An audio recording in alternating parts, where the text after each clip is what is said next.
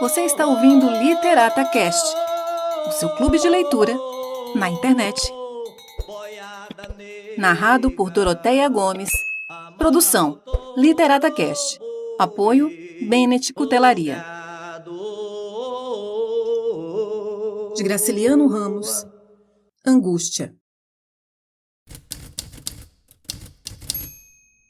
Fui até o fim da linha de bonde e parei, como se me tivesse faltado a corda, de repente. Aquelas duas extremidades de trilho roubaram-me os movimentos e deram-me impressão desagradável. Esfreguei os olhos, senti-me cansado. Até ali não havia experimentado nenhum cansaço. Teria andado léguas se os trilhos avançassem para o interior. Mover-me-ia regularmente como um bonde. Apenas não me deteria diante dos postes cintados de branco. Nessas marchas compridas a que me habituei, 1, 2, 1, 2, a fadiga adormece e quase não penso. Exatamente como se uma vontade estranha me dirigisse. Um sargento invisível que se descuidasse do exercício e fosse pelo campo, embrutecido pela cadência 1, 2, 1, 2, esquecido da voz do comando, pensando nos versos de um Julião Tavares ou nos bilhetes de outra Marina. Ando meio adormecido. Se alguém me gritasse, à direita, à esquerda, volveria à direita, volveria à esquerda, sem procurar saber de onde partia a ordem. Por que à direita? Por que à esquerda? Poderia ser meia volta. Mas ninguém fala. Eu vou para a frente, sem perceber que posso voltar, libertar-me da autoridade de um sargento invisível e caminhar naturalmente, parando, observando as casas e as pessoas. De repente, os trilhos desaparecem e relaxa-se a corda do boneco. Está bem. Em que ia pensando? A verdade é que estava com as pernas bambas. Caminhada tão extensa. Mais de 1 hora. O mesmo tempo para voltar. 1, 2, 1, 2. Exatamente o mesmo número de minutos gastos na vinda. Está bem. Deviam ser 2 horas da madrugada. Sem dúvida. Julião Tavares não tardaria em deixar a casinha que se trepa no morro junto a uma barreira vermelha. Seguiria pela rodagem? Pela estrada de ferro? Só vendo. Esta necessidade de ver encolerizou-me. Besta. Farejando imundícies como um cachorro. Procurei um cigarro para acalmar-me. Não encontrei cigarros. O que achei foi a corda que seu Ivo me havia oferecido. Desleixado. Conservar no bolso aquele traste e esquecer os cigarros. Olhei os 4 cantos. Nenhuma bodega. Esperei a passagem de alguém que me desse um cigarro. Ninguém. Idiota. Que estava fazendo ali, pisando a ponta do trilho? Farejando imundícies como um cachorro, como um urubu? Que horas seriam? 2, aproximadamente. Aguardei as pancadas de um relógio. Com certeza, Julião Tavares tinha deixado a cama da mocinha sardenta e recolhia-se, leve como um balão, saciado, fumando, a brasa do cigarro esmorecendo e avevando-se. O certo era que eu não podia ficar ali, subordinado a um relógio duvidoso ou a um transeunte que talvez não tivesse cigarros. Julião Tavares deixara a mocinha sardenta. Seria a mocinha sardenta a amante dele? Na casa havia outras mulheres. Por que imaginei que havia de ser a mocinha sardenta? Uma garoa que se adensava ia toldando as luzes capiongas. 1, 2. Impossível contar os postes de iluminação que a neblina ocultava. Senti frio. Enquanto marchava, não tinha frio, nem cansaço, nem desejo de fumar. Agora a falta de cigarros me afligia. Levantei a gola. Apertou-me a necessidade urgente de voltar. Tinha certeza de que na volta me apareceriam cigarros. Virei-me, pus-me a caminhar desordenadamente. De quando em quando parava, as pernas bambas. Não haveria uma bodega? Um transeunte? A marcha regular era impossível. Estava irritado como um bicho e levava a mão ao bolso, num gesto maquinal. Encontrava os anéis da corda. Provavelmente Julião Tavares ia de volta, fumando. O que me importa Julião Tavares? A figura de Cirilo de Ingrácia passou-me diante dos olhos, mas desapareceu logo. Por que me achava àquela hora da noite em bebedouro, andando à toa, como uma barata, parando, correndo? Soprava, enxugava o rosto com a manga. Cansado. Quando me aproximava da casinha encostada ao monte, um vulto pulou na estrada, a alguns passos de mim, e ganhou os trilhos da Great Western. Adiantei-me para não perdê-lo de vista. A escuridão esbranquiçada, feita pela neblina, aumentava. Escuridão pegajosa, em que os postes espaçados abriam clareiras de luz escassa. Passei o lenço no rosto molhado, um suor frio, as orelhas frias e insensíveis. Nem sabia se aquilo era suor ou orvalho caído dos ramos das árvores. Uma hora antes caminhava com animação, movia-me, executando ordens. Tinha os membros amarrados a cordões. Agora, podia desviar-me para um lado e para o outro, avançar, recuar. Alargaria os passos, encontraria Julião Tavares, passaria por ele o chapéu embicado. Não me reconheceria na poeira de água.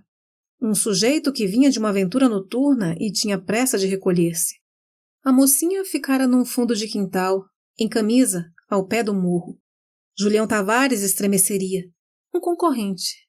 Não presumiria que o concorrente era um inimigo aperreado e cheio de veneno. A necessidade de fumar atrapalhava meus movimentos. Julião Tavares flutuava para a cidade, no ar denso e leitoso. Estaria longe ou perto. Aparecia vagamente nos pontos iluminados. Em seguida, o nevoeiro engolia-o e eu tinha a impressão de que ele ia voar, sumir-se. Um balão colorido em noite de São João, boiando no céu escuro. As meninas de Teotoninho Sabiá cantavam. À porta da nossa casa estalava uma grande fogueira que meu pai alimentava com tábuas de caixões e aduelas. Rosenda fazia adivinhações consultando uma bacia de água. Na sala de seu Batista, as moças brincavam de sortes. Busca-pés estouravam na Rua da Cruz e no Cavalo Morto. Debaixo de um mamoeiro de folhas torradas, Carcará assava milho verde na fogueira e largava risadas enormes. Meu pai dizia, parece um papa-lagartas. Eu não sabia que espécie de bicho era o papa-lagartas, nem porque meu pai se lembrava dele ouvindo as gargalhadas de Carcará. Tudo tão simples. As moças desdobrando os papelinhos das sortes, Rosenda estudando a bacia de água, Teresa e Dona Maria cantando para o balão cair. Apenas o estouro dos busca-pés e as risadas de Carcará me incomodavam. Teresa era boa, chupava o dedo mindinho e chorava quando chegavam as redes e os homens amarrados de cordas. Julião Tavares ia afastar-se, dissipar-se, virar neblina. Apressei-me, pus-me quase a correr. Bem, continuava invisível, mas as pisadas ouviam-se distintamente. Bem, dizia isto e sentia que tudo ia mal. Aporrinhava-me por estar perdendo tempo a acompanhar Julião Tavares. Afligia-me pensar que dentro em pouco ele entraria na cidade e dormiria tranquilo. Cirilo de Ingrácia, morto, em pé, amarrado a uma árvore, coberto de cartucheiras e punhais, tinha os cabelos compridos e era medonho. Eu não poderia dormir. O caminho encurtava-se. Mas então, para que seguir o homem odioso que tinha tudo, mulheres, cigarros? Agora estávamos perto um do outro, mas a cidade se aproximava e em breve estaríamos afastados, ele chupando um cigarro, eu aguentando os roncos do marido de Dona Rosália, que tinha chegado na véspera. Pelo resto da noite ouviria os gemidos e os roncos dos vizinhos. O cansaço desaparecera. Desejaria caminhar léguas até fatigar-me novamente e adormecer. Quantos metros faltariam para desembocarmos na levada? Quantas horas faltariam para se abrirem os cafés e as bodegas? A ideia de que nos íamos separar me desesperava. Ali era como se ele dependesse de mim. Distinguiam-se perfeitamente os passos. Nas luzes que espirravam das travessas, a figura surgia, escura e bojuda, com o chapéu desabado e a gola do paletó erguida. De repente, senti uma piedade inexplicável. E qualquer coisa me esfriou mais as mãos. Julião Tavares era fraco e andava desprevenido, como uma criança, naquele ermo, sob ramos de árvores dos quintais mudos. Uma hora, meia hora depois, passaria pelo guarda adormecido junto a um poste. Seria forte, mas ali, debaixo das árvores, era um ser mesquinho e abandonado. Contraía as mãos frias e molhadas de suor, metia-as no bolso para aquecê-las. Para aquecê-las ou levado pelo hábito. A aspereza da corda aumentou-me a frieza das mãos e fez-me parar na estrada, mas a necessidade de fumar deu-me raiva e atirou-me para a frente. Entrei a caminhar depressa, receando que Julião Tavares escapasse. Novamente os passos leves no chão cobertos de folhas secas. Distinguia-se agora, muito bem, a sombra escura na garoa peganhenta. A garoa me entrava no bolso e gelava os dedos, que esfregavam a corda. Por que andava com segurança o homem gordo? Olhos atentos procuravam enxergá-lo, dedos crispados moviam-se em direção a ele. Matos têm olhos, paredes têm ouvidos, dizia Quitéria, sentada na prensa do quintal. Pareceu-me que as árvores em redor estavam vivas e espiavam Julião Tavares, que os galhos iam enlaçar-lhe o pescoço. E ele andava, sossegado, como se ali houvesse guardas civis. Muitos anos antes, os cabras de Cabo Preto haviam se escondido na capoeira para não assustar Sinhá Germana. Sinhá Germana passara escanchada na cela de campo, e os cabras se amoitavam por detrás dos mandacarus e dos alastrados que vestiam mal a campina. Os cangaceiros eram amigos de Trajano. Sinhá Germana esquipava no caminho iluminado pelo sol cru. Nenhum ódio. Trajano Pereira de Aquino Cavalcante e Silva tinha umas reses que definhavam e entendia-se perfeitamente com os emissários de Cabo Preto. O desejo de fumar levava-me ao desespero. O acesso de piedade sumiu-se. O ódio voltou. Se me achasse diante de Julião Tavares, à luz do dia, talvez o ódio não fosse tão grande. Sentir-me-ia miúdo e perturbado, os músculos se relaxariam, a coluna vertebral se inclinaria para a frente, ocupar-me-ia em meter nas calças a camisa entufada na barriga. Afastar-me-ia precipitadamente como um bicho inferior. Agora, tudo mudava. Julião Tavares era uma sombra, sem olhos, sem boca, sem roupa. Sombra que se dissipava na poeira de água. A minha raiva crescia. Raiva de cangaceiro emboscado. Por que esta comparação? Será que os cangaceiros experimentavam a cólera que eu experimentava? José Bahia vinha contar-me histórias no copiar. Cantava mostrando os dentes tortos muito brancos. Era bom e ria sempre. Dava-me explicações a respeito de visagens, mencionava as orações mais fortes. Não me ensinou as orações, para não quebrar a virtude delas, mas ofereceu-me conselhos que esqueci.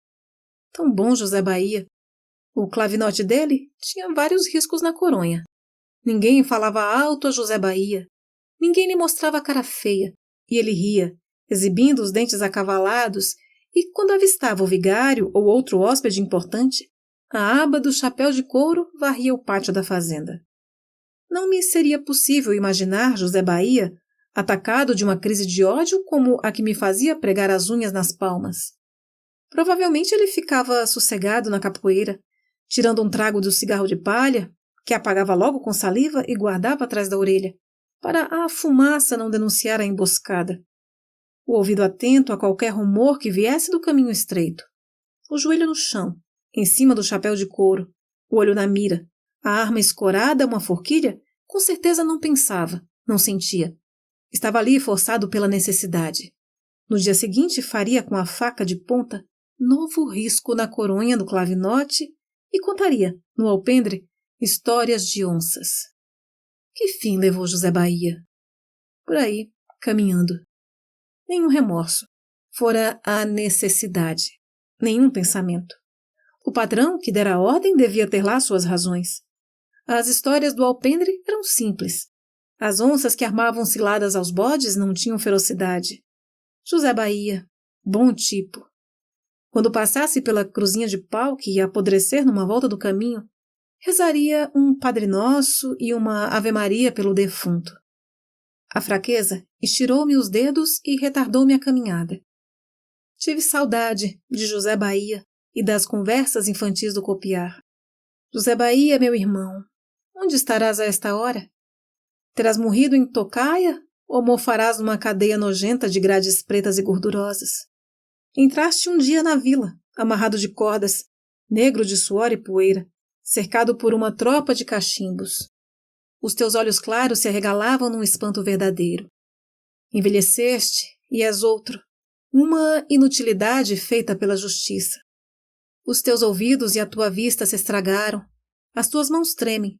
Estás sério? Esqueceste a criança a quem dizias as virtudes da oração da cabra preta. Quanto tempo duraram as recordações e o enfraquecimento? 1 minuto ou menos. Novamente as mãos se contraíram e as pernas se estiraram no caminho extenso. Desejei que Julião Tavares fugisse e me livrasse daquele tormento.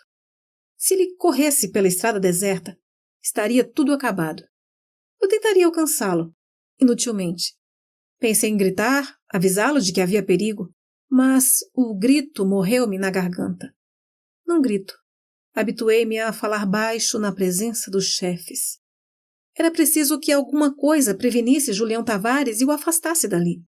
Ao mesmo tempo, encolerizei-me por ele estar pejando o caminho, a desafiar-me. Então, eu não era nada. Não bastavam as humilhações recebidas em público? No relógio oficial, nas ruas, nos cafés, virava-me as costas. Eu era um cachorro, um ninguém. É conveniente escrever um artigo, seu Luís. Eu escrevia. E pronto, nem muito obrigado. Um Julião Tavares me voltava as costas e me ignorava. Nas redações, na repartição, no bonde, eu era um trouxa, um infeliz, amarrado. Mas ali, na estrada deserta, voltar-me as costas como a um cachorro sem dentes? Não. De onde vinha aquela grandeza?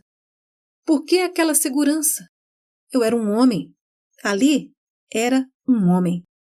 Um homem, percebe? Um homem. Julião Tavares não ouviu e continuou a andar tranquilamente. Corre, peste! Por que era que o miserável não corria? Não se livrava dos meus instintos ruins. Estaria recordando as carícias da mocinha sardenta? Isso não vale nada, Julião Tavares. Marina, a mocinha sardenta, a datilógrafa dos olhos de gato não valem nada. O que vale é a tua vida. Foge! Julião Tavares parou e acendeu um cigarro. Por que parou naquele momento? Eu queria que ele se afastasse de mim. Pelo menos que seguisse o seu caminho, sem ofender-me. Mas assim, faltam-me os cigarros.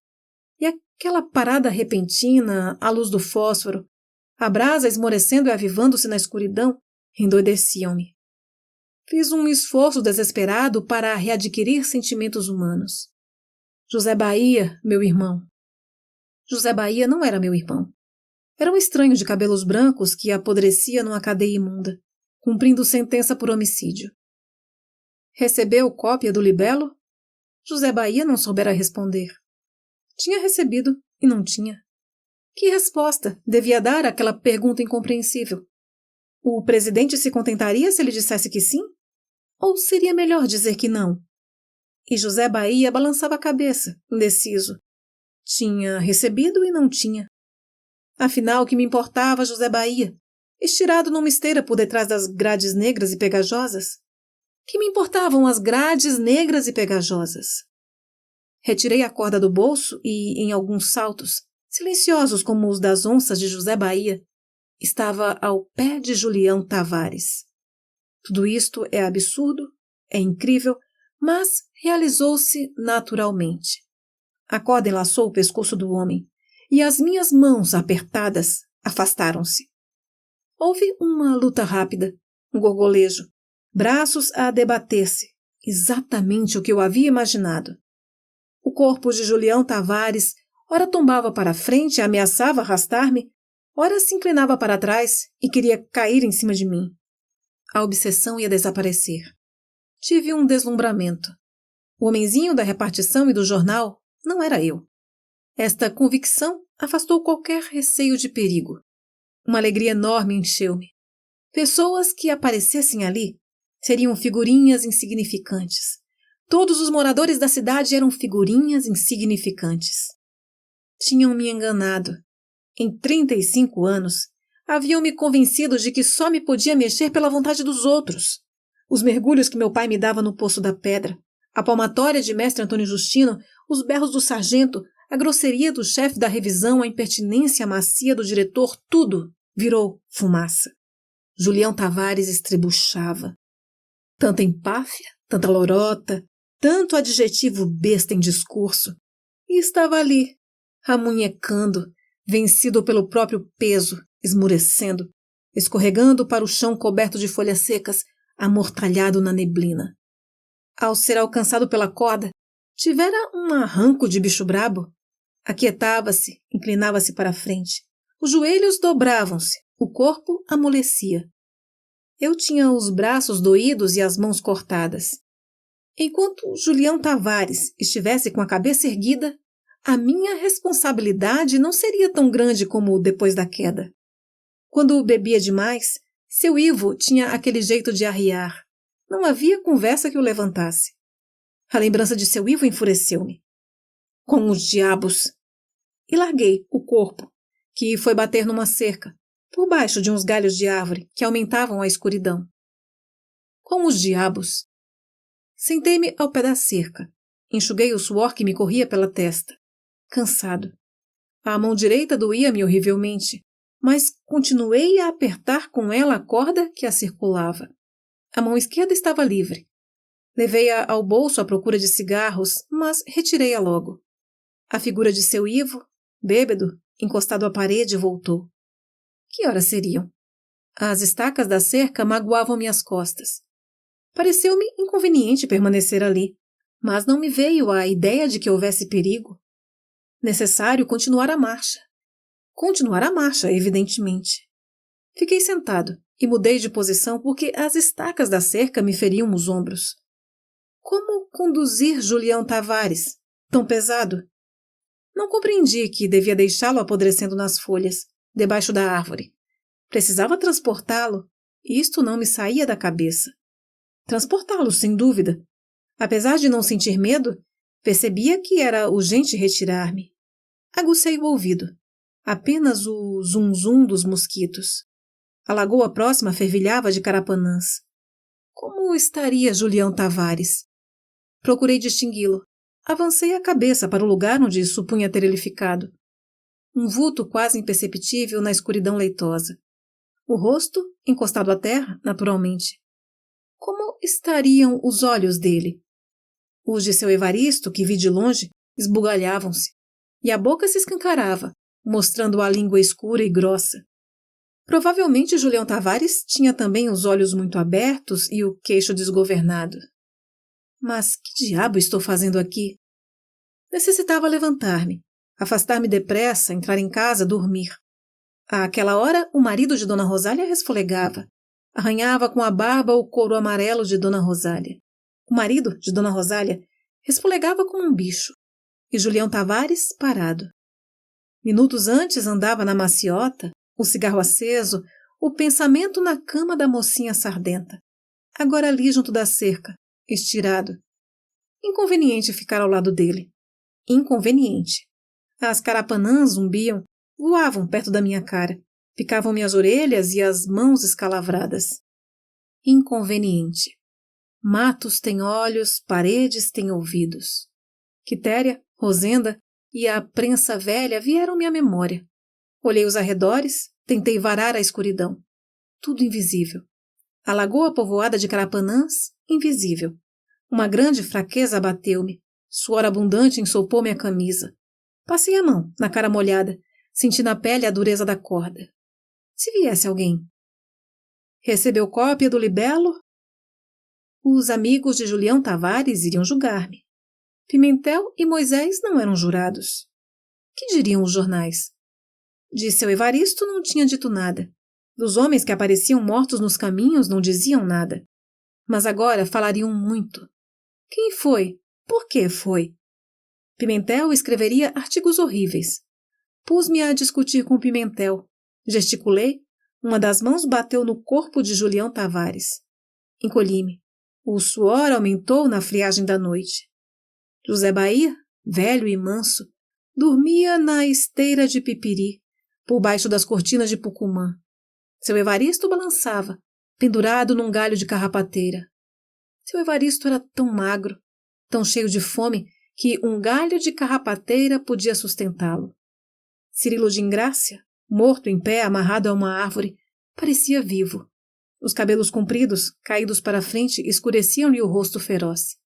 Só os pés estavam bem mortos, suspensos, os dedos para baixo. O frio aumentava.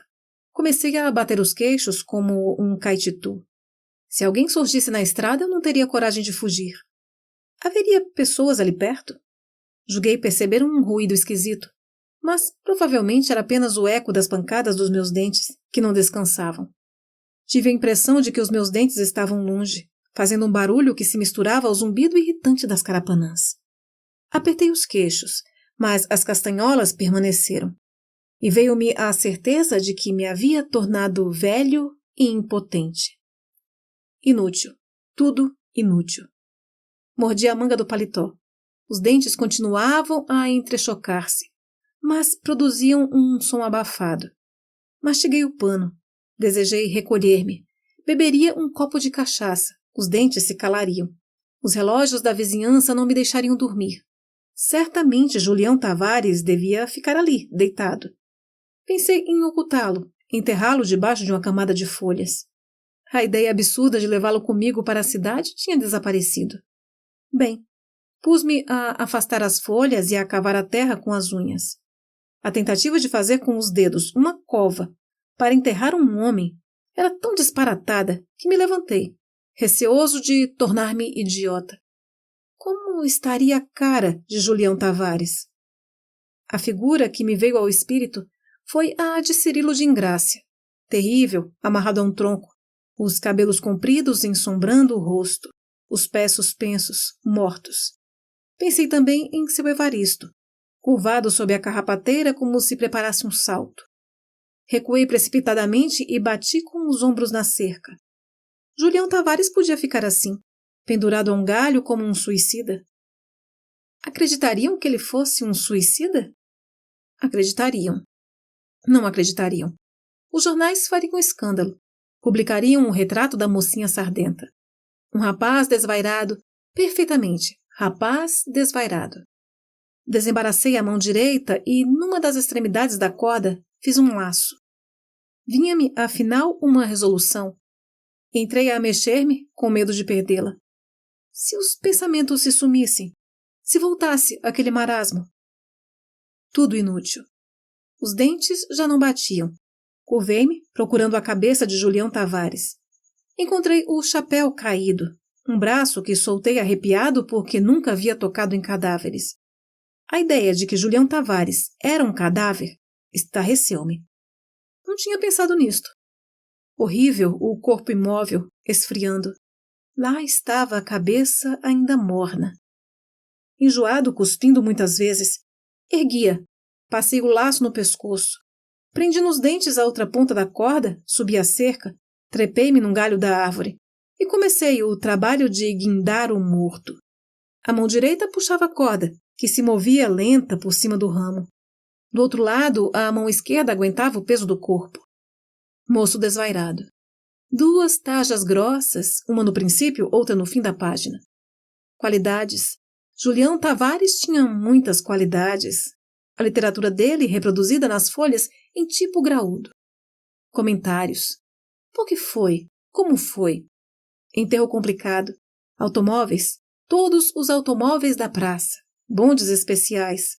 O discurso no cemitério, discurso empolado. E o túmulo com uma coluna partida. Muitos túmulos, com colunas partidas.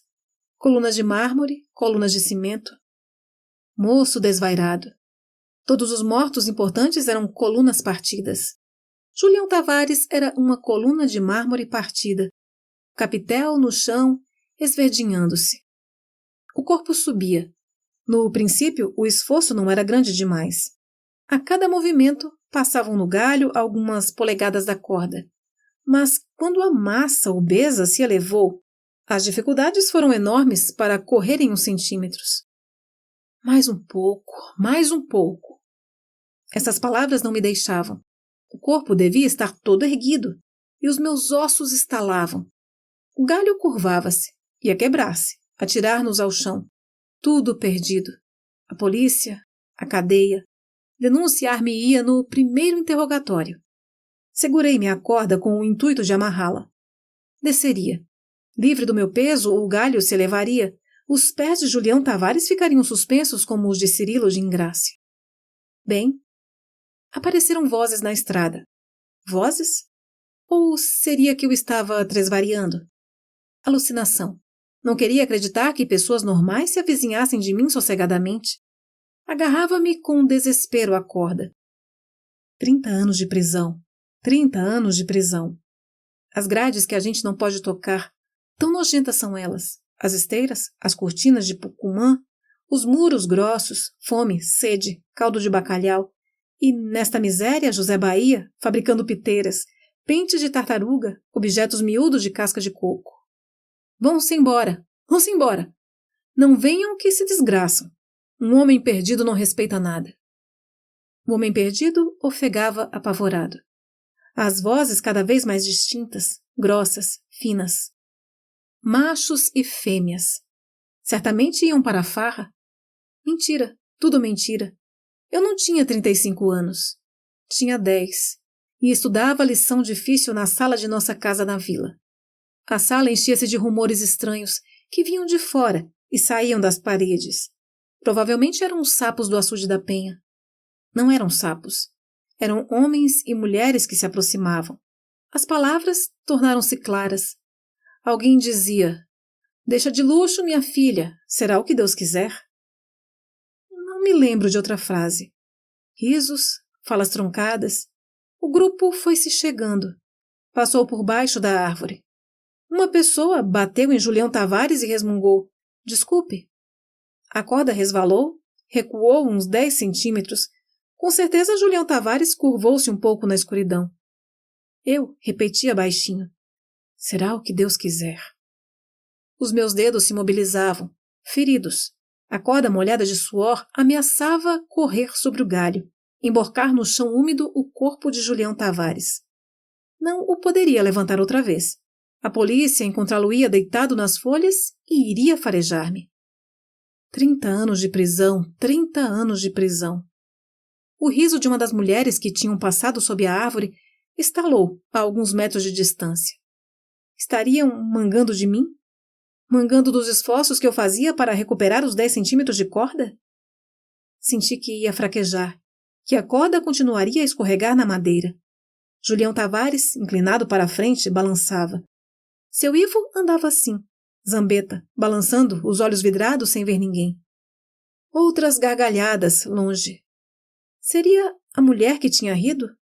Ouviriam outras pessoas falar debaixo da árvore, bater no ombro de Julião Tavares, pedir-lhe desculpa.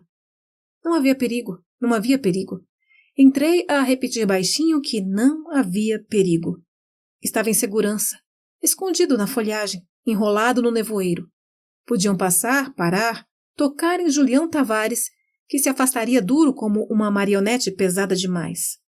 Não há perigo, nenhum perigo. Não havia outra coisa, e pareceu-me falta de senso comum alguém rir daquele lugar amaldiçoado. Por que amaldiçoado? Tanta importância. Eu e Julião Tavares éramos umas excrescências miseráveis. As risadas zombeteiras extinguiam-se, distantes. Luiz da Silva, Julião Tavares, isso não vale nada. Sujeitos úteis morrem de morte violenta ou acabam nas prisões? Não faz mal que vocês desapareçam. Propriamente vocês nunca viveram. Ia adormecer entre as folhas, com os braços estirados, afastando-me da árvore para fazer contrapeso ao corpo de Julião Tavares. Apoiava-me, a curva da perna direita presa ao galho. De quando em quando, soltava a corda e ia pegá-la mais abaixo. A mão esquerda aguentava o peso. Os dedos estavam a ponto de quebrar-se. Julião Tavares teria subido ou a corda mergulhara no pescoço balofo? Qualquer movimento à toa me faria perder o equilíbrio. Abria os olhos desmedidamente, mas tinha medo de virar a cabeça para ver o corpo que se alongava e emagrecia. Sobe, Julião Tavares. Para que serve essa resistência atrasada? Uma lentidão de lesma. Subitamente notei que o corpo subia e balançava. Passei rápido a corda pelo galho. Outra volta, outras voltas. Um nó que me levou o resto da energia. e fiquei ali, arquejando, desmanchando-me em suor. Desejaria achatar-me, confundir-me com as coisas moles e úmidas que os meus dedos tinham esmagado sobre a casca da árvore. Agora os dedos seguravam mal aquele suporte incômodo e oscilante. Enorme preguiça e enorme sono prendiam-me ao galho. Creio que dormi uns minutos. Seria bom cair. Talvez a queda sacudisse o torpor e me restituísse a vontade necessária para entrar em casa e embriagar-me. Embriagar-me, naturalmente. Teria dormido? Meus parentes sertanejos dormiam montados, viajavam assim. Equilibrava-me, não sei como.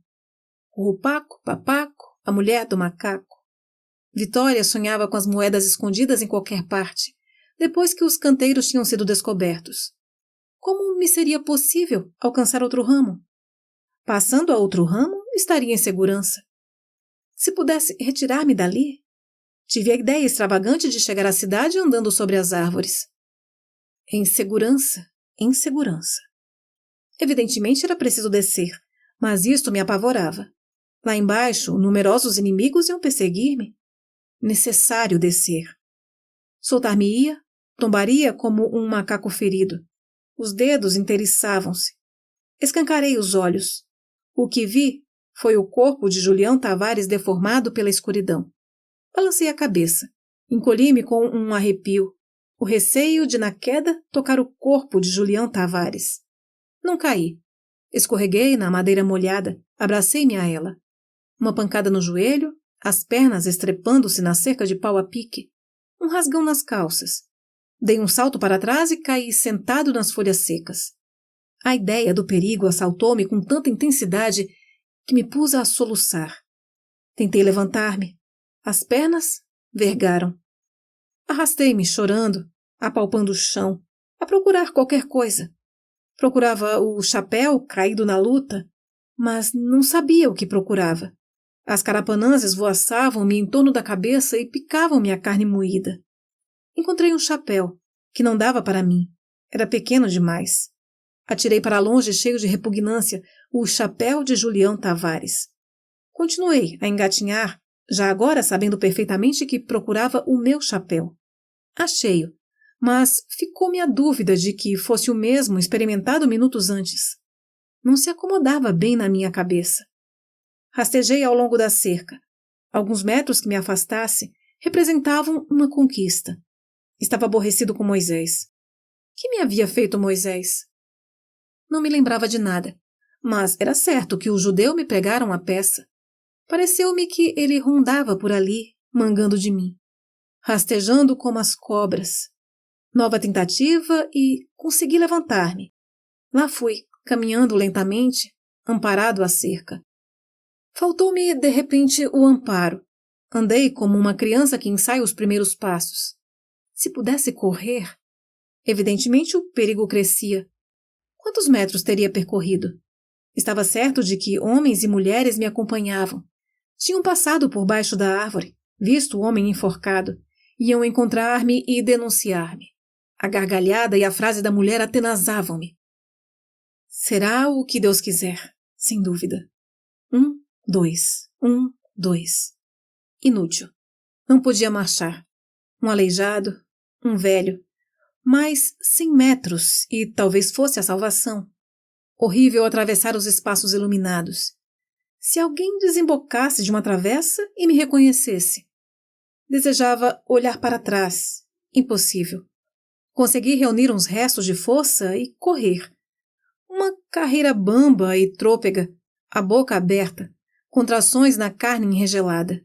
Corria e chorava, certo de que o esforço era perdido, porque o meu chapéu tinha ficado à beira do caminho, sobre as moitas. No dia seguinte passaria de mão em mão e chegaria à minha cabeça. 30 anos de cadeia.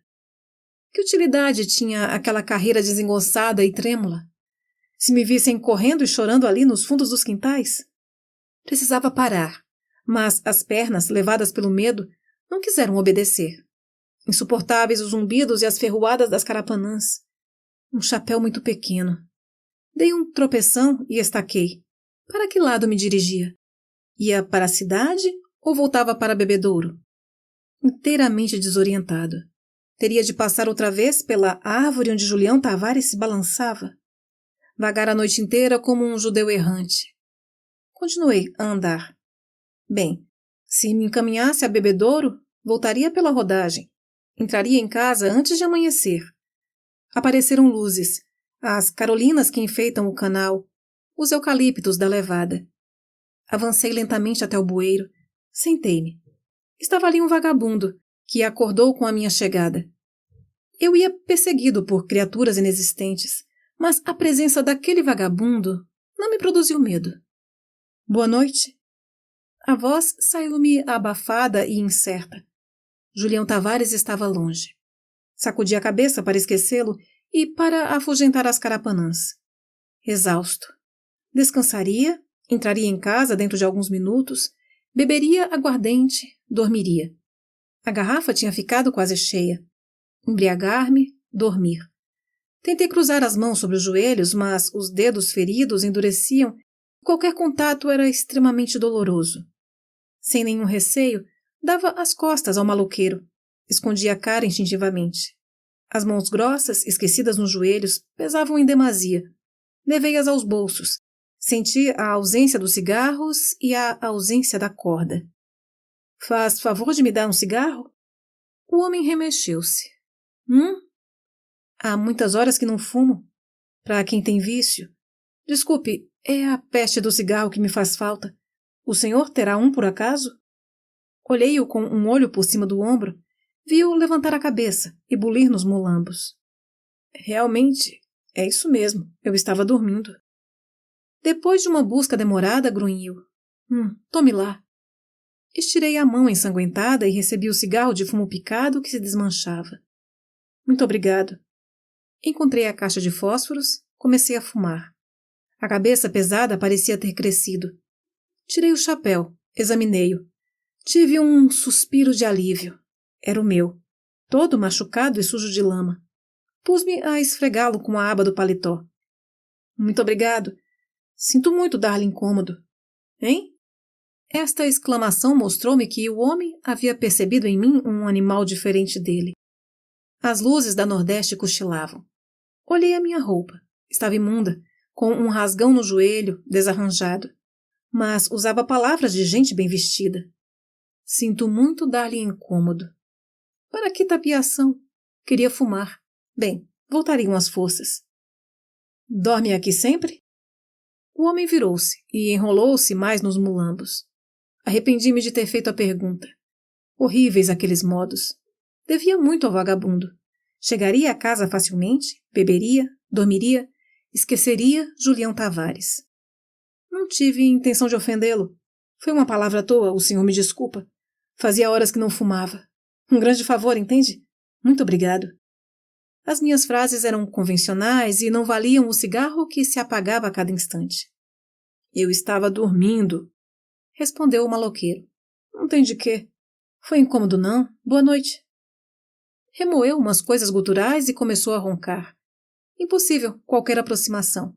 O isolamento em companhia de uma pessoa era mais opressivo que a solidão completa. Parecia-me que aquele homem estava morto. Esta ideia afligiu-me tanto que desejei sacudi-lo, conversar com ele, explicar-me, convencê-lo de que estava agradecido. Diabo! Murmurei. Eu também fui vagabundo. Dormi nos bancos dos jardins, curti fome, mas nunca fui assim grosseiro. Esqueci o benefício recebido e novamente me surgiu a ideia de que o homem estava morto. Levantei-me, entrei na Rua do Apolo. O rasgão mostrava-me a cabeça do joelho. O colarinho tinha se desprendido da camisa. A roupa estava preta de limo e terra. As mãos estavam pretas de limo, terra e sangue. Se alguém me visse em semelhante desordem... O cigarro de fumo picado findava. A ponta colava-se aos beiços e queimava-os. Precisava entrar em casa. Aproximava-me e não tinha certeza disto. As distâncias desapareciam. O galho que sustentava Julião Tavares balançava por cima do bueiro. E Julião Tavares confundia-se com o homem que me havia oferecido o cigarro. 1, 2, 1, 2. Agora podia marchar. Com algumas pernadas estaria em casa. mas a casa se afastava sempre. Veio-me um desânimo extraordinário. Quase a chegar, depois de esforços imensos, ia ser descoberto e agarrado. Um transeunte notaria o desarranjo da roupa, a gravata fora do lugar ou rasgão no joelho. Onde passou a noite de tal dia? Em casa, na redação. Perceberiam logo a mentira. Em seguida viriam perguntas insignificantes em tom misterioso, e eu me cansaria inutilmente para desviar-me delas. Quando estivesse distraído, jogariam de novo a coisa perversa. Mas onde foi que o senhor passou a noite de tal dia? A testemunha, que me havia encontrado com um rasgão no joelho e o colarinho desabotoado, arrumaria o seu depoimento de cabeça baixa, em poucas palavras para não cair em contradição.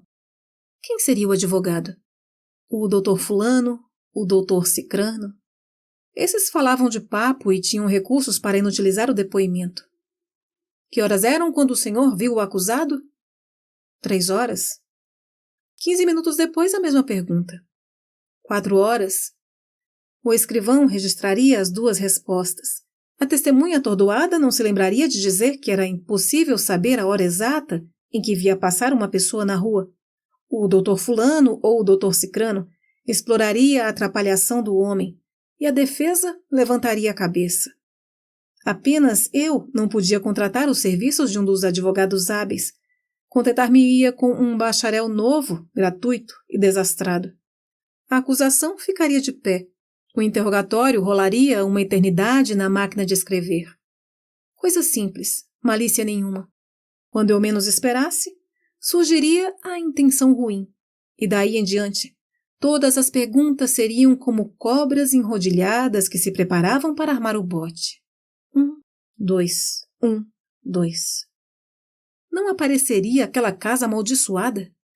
As luzes da Nordeste subiam e desciam.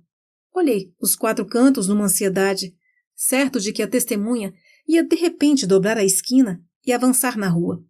Viria com passo firme, de cabeça baixa. Quando passasse por mim, levantaria os olhos e estaria tudo perdido. Para que, então, aquele desespero, aquela agonia? Será o que Deus quiser. O que tem de ser tem muita força. Era melhor voltar. Tive a ideia absurda de voltar, sentar-me outra vez no bueiro, conversar com o vagabundo, pedir-lhe outro cigarro e depois seguir em frente, sempre em frente, parar debaixo da árvore que sustentava Julião Tavares. Quando a polícia chegasse, eu contaria tudo. Não me matem de fome nem me deem água de bacalhau, eu me explico, foi assim. Ninguém teria interesse em descobrir incongruências nas minhas palavras. Voltar. Esperar tranquilamente as grades úmidas e pegajosas. Embrutecer-me-ia por detrás delas. Tornar-me-ia criança. Ouviria as histórias ingênuas de algum José Bahia, que me diria as virtudes da oração da cabra preta. Teriam encontrado Julião Tavares esticado no caminho escuro? Estariam metendo uma colher na boca de Julião Tavares? No sertão, introduzem uma colher de prata na boca do homem assassinado. E o criminoso que não sabe orações fica preso, desorienta-se e acaba voltando para junto da vítima. Outros homens e outras mulheres tinham passado por baixo do galho, cortado a corda, levado Julião Tavares para uma casa da travessa mais próxima. Estava lá o cadáver, emborcado, com uma colher de prata na boca. E eu regressaria com medo da testemunha, que ia aparecer na esquina. Tudo se sumiu de chofre.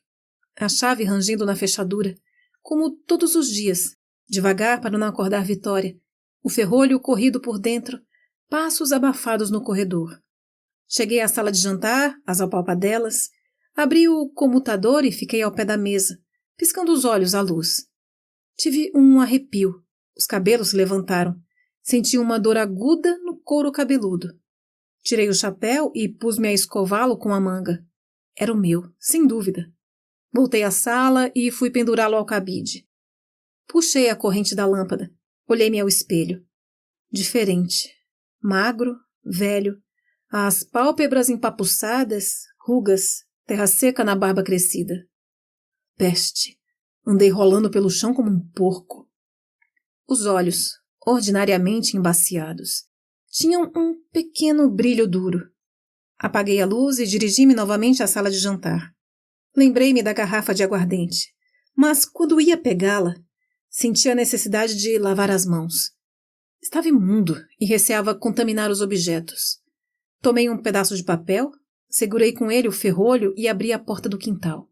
Fui ao banheiro, meti as mãos no balde de água e lavei-as, muito lentamente, porque as feridas começavam a doer em demasia. Deitei fora a água, mergulhei o balde no tanque e recomecei a lavagem.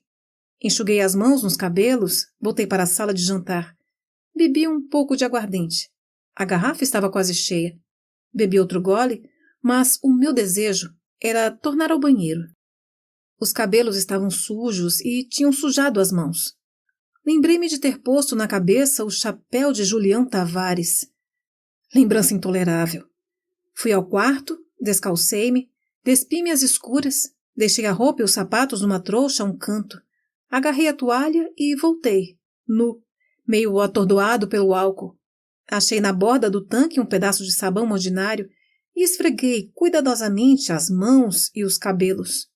O corpo todo estava sujo, mas o que mais me preocupava eram os cabelos e as mãos. O banho durou uma eternidade. Que horas seriam? Não me viera a ideia de olhar a parede da sala de jantar. A cabeça começou a pesar-me. Bem, ia dormir como um porco. Certamente, dormir como um porco. Banhava-me devagar para não fazer barulho.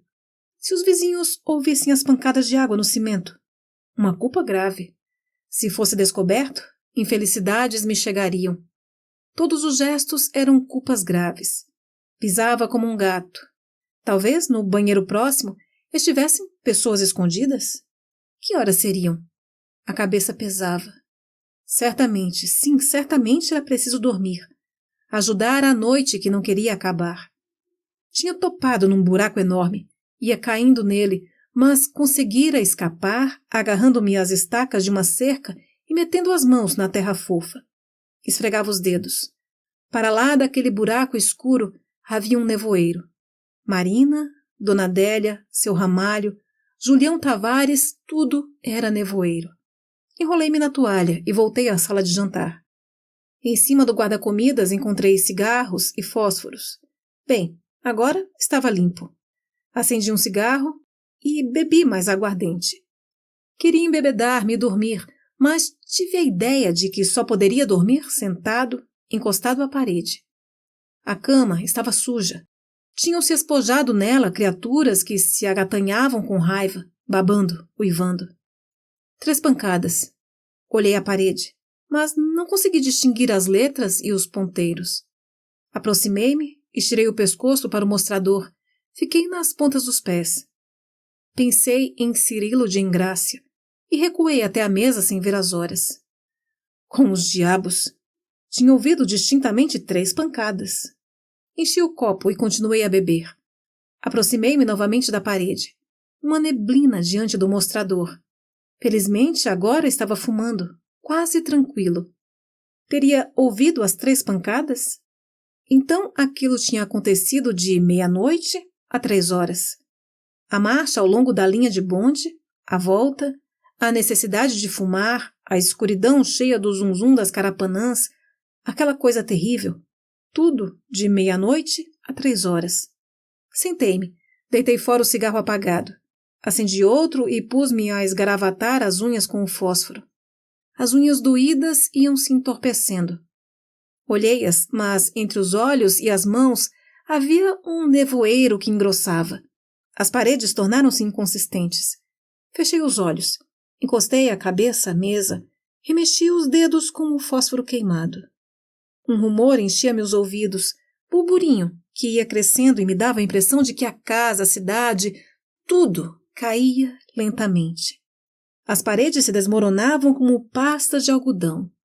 E, no ruído confuso, surgiam sons que me arrastavam à realidade. O tic-tac do relógio, o apito do guarda civil, o canto de um galo, um miar de gato no telhado. Essas notas familiares me exasperavam. Queria deixar-me embalar pelo rumor abafado e dormir. Impossível. Os dedos agitavam-se despedaçando o fósforo. Levantei a cabeça, arregalei os olhos e, novamente, cheguei a eles os dedos, que desapareciam no nevoeiro. Ergui-me, dei uns passos cambaleantes. O burburinho morreu. O que se ouvia era a respiração de Vitória. Fechei os olhos com força, tornei a abri-los. O nevoeiro aldegaçou-se. As mãos esfoladas e grossas, terra nas unhas. Tomei outro fósforo e recomecei a limpá-las. Em seguida fui ao banheiro lavá-las, livrá-las daquela porcaria. Voltei desanimado. Enxuguei as pontas dos dedos tempo sem fim. Provavelmente não conseguiria dormir. 1, 2, 1, 2. Eram as pancadas do pêndulo, mas eu pensava em marchas. Olhei a porta aberta. Vi apenas um buraco escuro, mas era como se visse a luz do farol espalhando-se sobre a folhagem da mangueira. Estremeci. Os galhos iluminados de vermelho, de branco. Que loucura ter deixado aquela porta aberta. Se alguém oculto entre as folhas me espiasse. Fechei a porta. Estava em segurança. Tentei encaminhar o pensamento para coisas simples e ordinárias, mas estas coisas fugiam, truncavam-se. Em segurança. Quantos dias faltavam para receber o ordenado? Precisava dar uns dinheiros a Moisés. Pimentel tinha me pedido um artigo sobre... Sobre quê? Lobisomem agora trazia sapatos novos. Dona Rosália e o marido estariam dormindo? Tão tarde. O marido de Dona Rosália chegara do interior. Dar uns cobres a Moisés, sem dúvida, quando recebesse o ordenado. Um artigo para Pimentel. Os sapatos de lobisomem. O marido de Dona Rosália com certeza estava cansado e dormia. Eu também estava cansado, mas não podia dormir. Enxugava as mãos entorpecidas, lentamente e quase não sentia as escoriações. Dei uns passos, estaquei. Que ia fazer? Avancei até o corredor.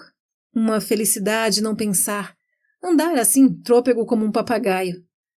Fui fechar a porta da cozinha, devagar para não acordar Currupaco, que dormia com a cabeça debaixo da asa. De repente, estranhei-me achar-me ali em pé, nu, com a toalha no ombro, enxugando os dedos. Dormir. Acabar aquela noite imensa. Bebi o resto da aguardente. O estômago contraiu-se embrulhado, o pescoço entortou-se, a boca encheu-se de saliva. Senti que ia vomitar. Encostei-me à mesa para não cair. Fechei os olhos e o burburinho recomeçou. Pancadas na porta da frente. Abri os olhos numa agonia. O suor corria-me pela cara, ensopava a toalha. Não havia jeito de estancá-lo. Teriam realmente batido na porta? Ia arrastar-me, bambeando. Pé aqui, pé acolá, até o quarto. Vestiria o pijama aos tombos, engulhando, arrotando. Quem seria? Estava lendo, fumando, bebendo. Falta de sono.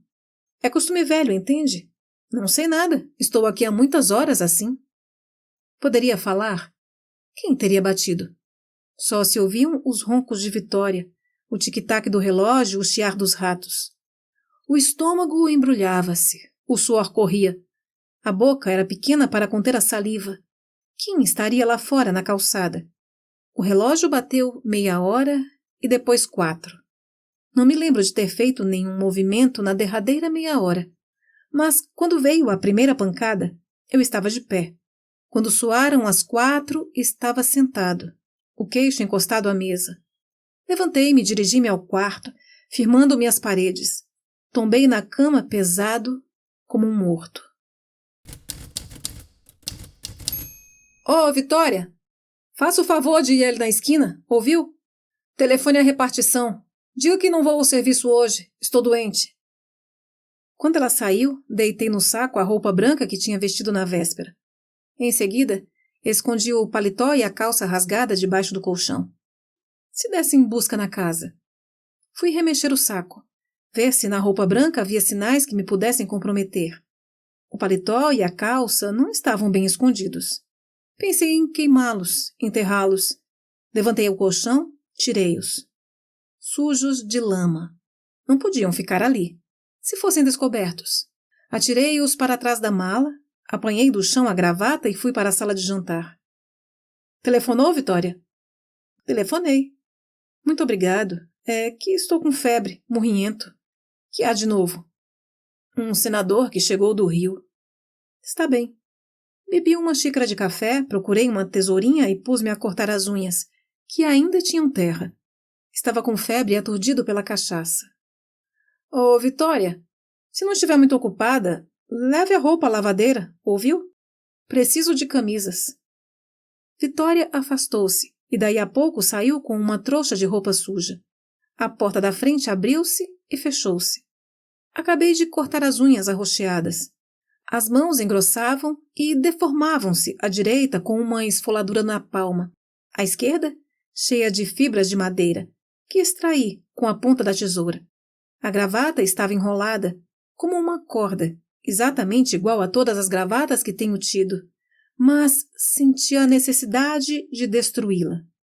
Cortei-a em pedacinhos, que desfiei, juntando os fios em cima da coxa. Vitória, arrastando os pés, ficaria muito tempo na rua. Dediquei-me nervosamente a desfiar os pedaços da gravata. Tossia e limpava os olhos que lacrimejavam. Uma felicidade estar com febre. Os rumores externos eram os mesmos de todos os dias. Dona Rosália despropositava com Antônia. Dona Adélia cantava no banheiro. O trem passava apitando, automóveis e bondes rolavam longe. Desejei ver seu Ivo. Pensei em oferecer qualquer coisa a seu Ivo. Isto me aliviaria. As alfaces no canteiro amarelavam. O homem triste enchia dornas. A mulher magra agitava garrafas e sacolejava-se como se tocasse ganzar. Nenhuma novidade. Moisés e Pimentel me seriam desagradáveis naquele momento, mas a companhia de seu Ivo me daria prazer. Subitamente imaginei que o homem triste e a mulher magra me espionavam. Afastei a cadeira para não ver o homem que enche dornas e a mulher que lava garrafas. Continuei a tarefa. Quando a terminasse, ficaria tranquilo. Cortaria depois a calça e o paletó em pedacinhos que seriam desfiados. Ficaria inteiramente tranquilo. Nenhuma novidade. Apenas a viagem de um senador desconhecido. Tranquilo. Deitar-me-ia. Descansaria. De minuto a minuto suspendia o trabalho para enxugar os olhos, e a umidade que havia no lenço era quente demais. Respirava com dificuldade. O corpo se derreava na cadeira, bocejos enormes. Compreendia que o exercício a que me entregava era inútil, perigoso talvez. Se alguém entrasse de repente e me visse desfiando pedaços de pano. Mas continuava a desfiá-los à pressa, e escondia o molho de fios entre as pernas. Vitória não chegava.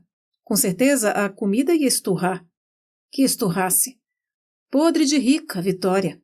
Prata, libras esterlinas. Tentei pensar nas moedas. Impossível. Não acabaria a destruição da gravata? Sentia um medo horrível e ao mesmo tempo desejava que um grito me anunciasse qualquer acontecimento extraordinário. Aquele silêncio, aqueles rumores comuns espantavam-me. Seria tudo ilusão? Findei a tarefa. Ergui-me, desci os degraus e fui espalhar no quintal os fios da gravata. Seria tudo ilusão?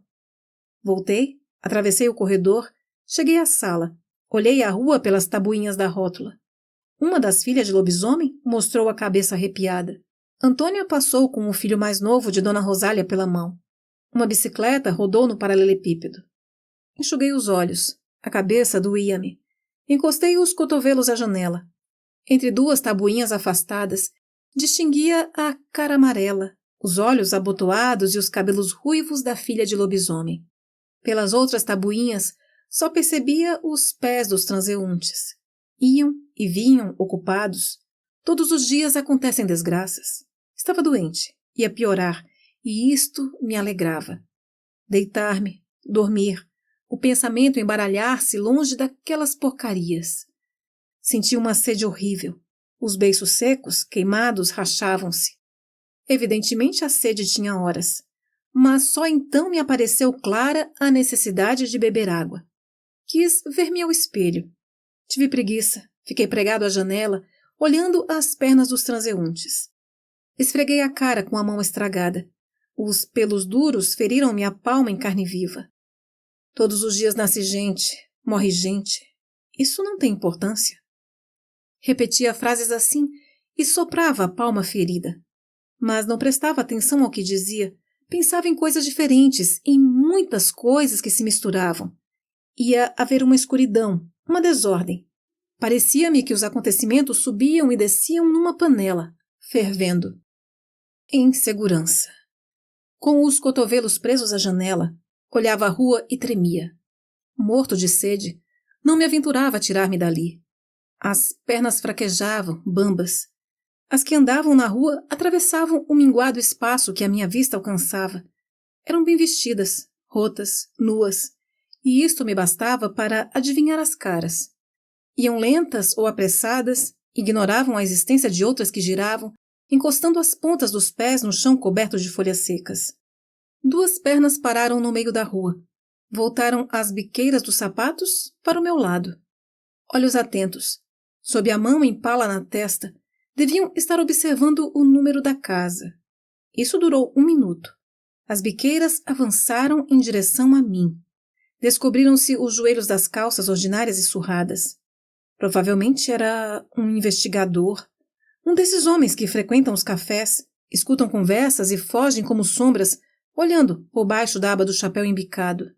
Ia aproximar-se macio, bater palmas discretamente para não atrair a atenção dos vizinhos. Ó de casa!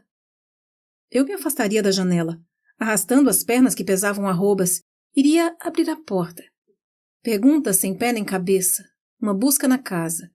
A roupa machucada e rasgada atrás da mala, as minhas mãos feridas, as unhas roxas, provocando suspeitas que se acumulavam e viravam certeza. Eu me atrapalharia logo e diria o que o sujeito quisesse. Não seria preciso me dar em água de bacalhau. A garganta ardia-me. Passei a língua seca nos beiços gretados. Água de bacalhau, dias de fome, noites em claro, um tipo martelando horas a fio. É bom o senhor contar. Para que esconder? Tudo se descobre, confesse. Eu arriaria a trouxa com facilidade. Tudo se descobre, sem dúvida. Que papéis haveria nos bolsos da roupa que estava atrás da mala? Bilhetes de Dr. Gouveia, correspondência do interior, a carteira vazia, artigos manuscritos, recortes de jornais. Se algum desses papéis tivesse caído na estrada, perdido, 30 anos de cadeia, a imundície, os trabalhos dos encarcerados, fabricação de pentes, esteiras, objetos miúdos de tartaruga. Faria um livro na prisão. Amarelo, papudo, faria um grande livro, que seria traduzido e circularia em muitos países. Escrevê-lo-ia a lápis, em papel de embrulho, nas margens de jornais velhos. O carcereiro me pediria umas explicações. Eu responderia, isto é assim e assado. Teria consideração, deixar-me-iam escrever o livro.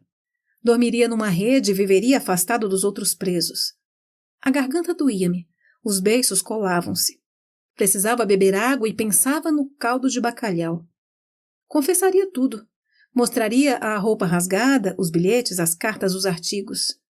Os olhos pestanejavam e choravam lágrimas quentes que eu enxugava na manga. Não podia ver bem a rua.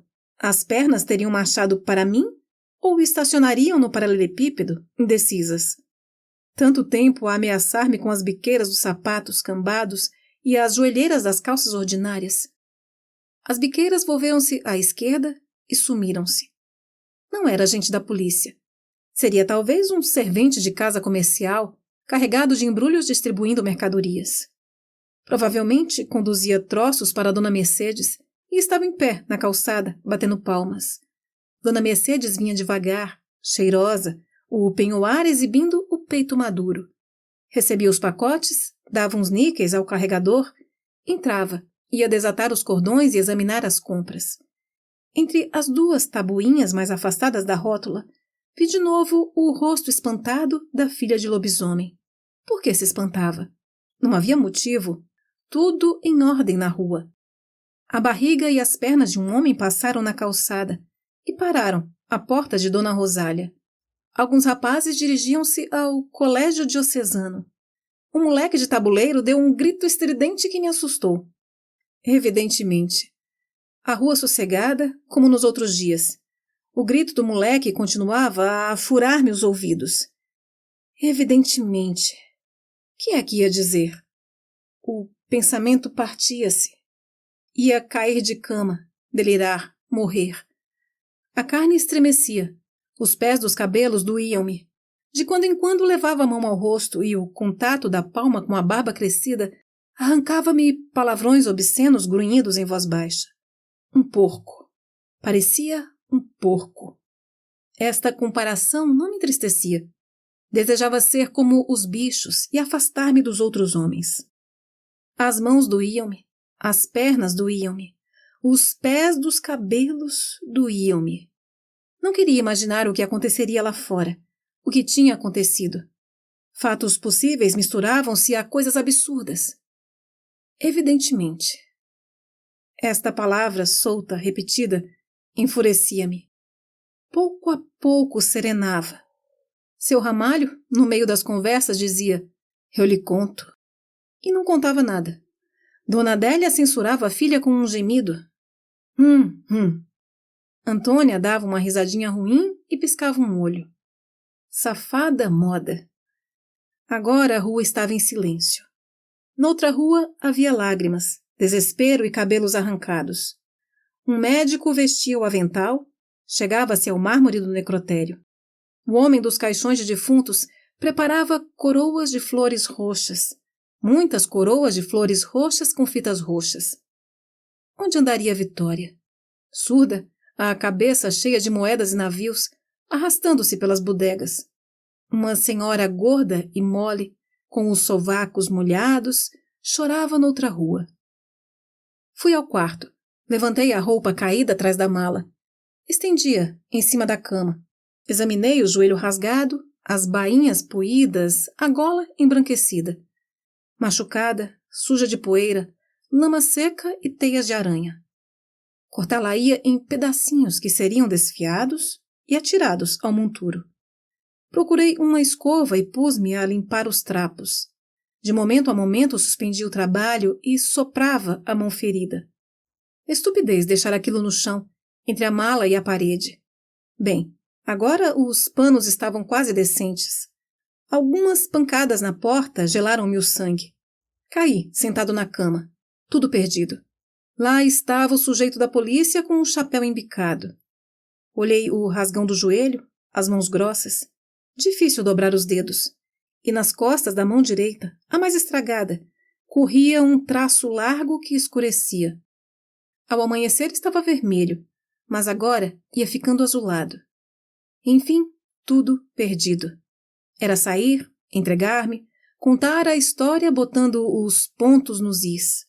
Faria um livro na prisão. Estudaria, arranjaria camaradagem com 2 ou 3 presos mansos.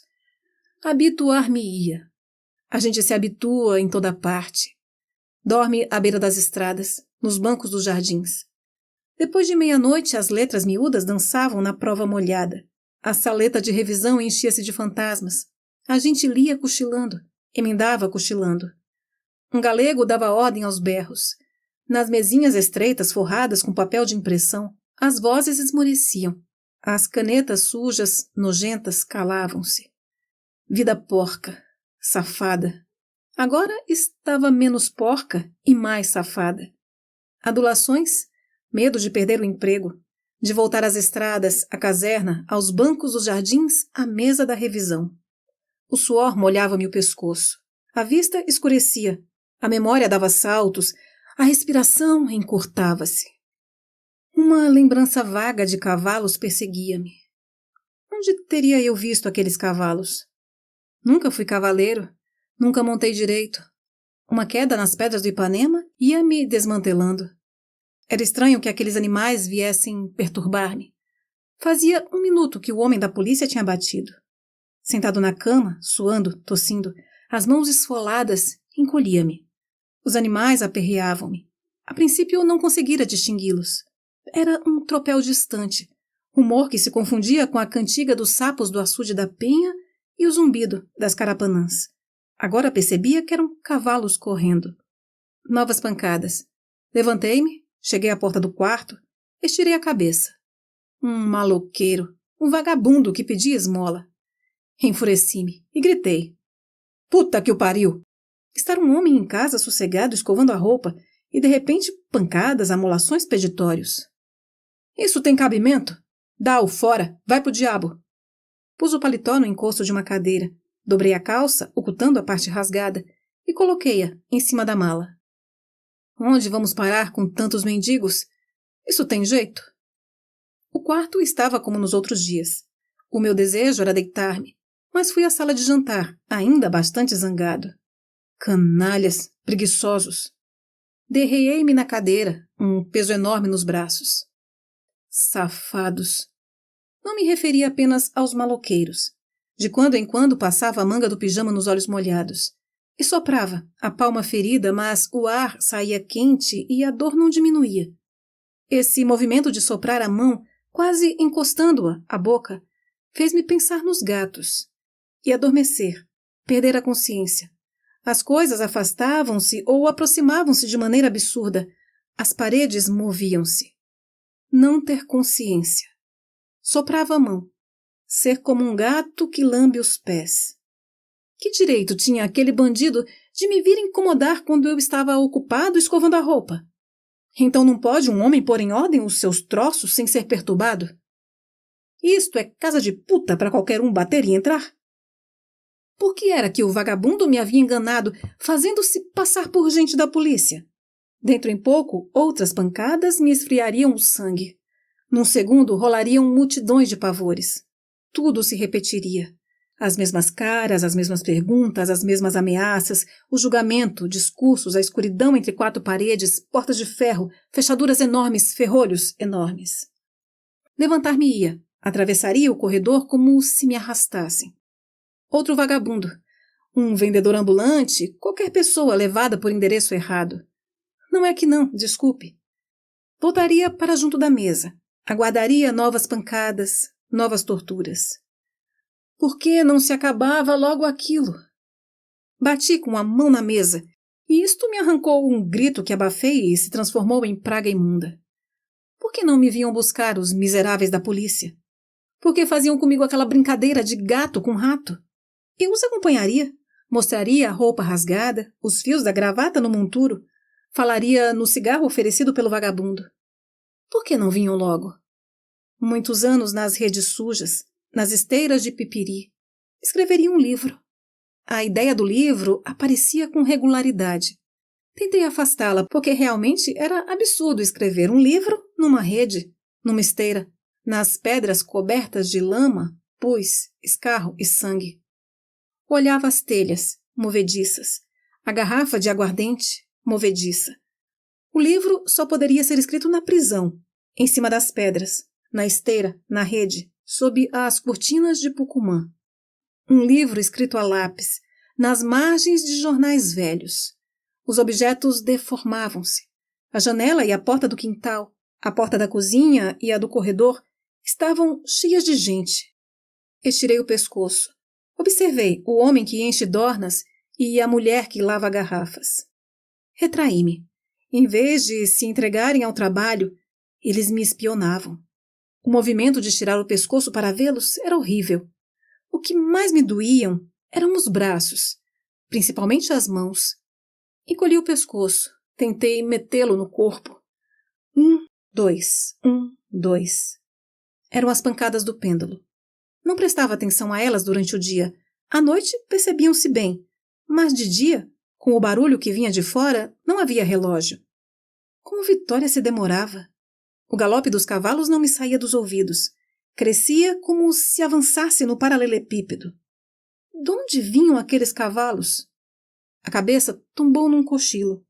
Aprumei-me, bocejei, estirei os braços doloridos. Recostei-me na cadeira e cerrei os olhos. Passei a língua seca como língua de papagaio pelos beiços gretados e cobertos de películas. Arrastei-me até a moringa. Bebi alguns copos de água. Tantas horas com a garganta pegando fogo, suportando aquilo inutilmente. Com certeza a febre ia crescer. O corpo morrinhento pedia cama. O rumor das carapanãs misturava-se ao tropel dos cavalos. Achei-me sentado, murmurando palavras desconexas. O suor corria entre os pelos da barba. Passei o lenço na cara e no pescoço, mas retirei logo a mão. Sou uma pessoa muito hábil. Os cavalos tinham agora um trote macio, que não se distinguia da música das carapanãs.